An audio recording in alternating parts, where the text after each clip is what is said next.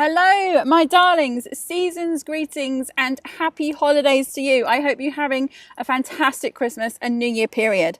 I am here because this is a time when people start to set goals. They start to create resolutions, and some of those are related to health and fitness. Some of those are related to other areas of their life, spirituality, but many of them are related to finances. We're starting businesses. We want to take things to the next level. We have financial goals that we want to achieve, things that we want to buy, and basically what that requires is a strong financial mindset.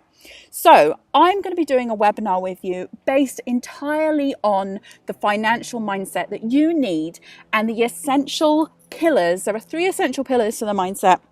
And I want to share with you with real actionable steps, real things that you can do to start moving towards your financial goals in 2019.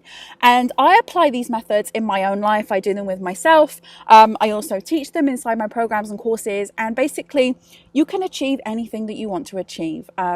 Like last year, for example, I was able to move back to Egypt. I have my house on the Red Sea now.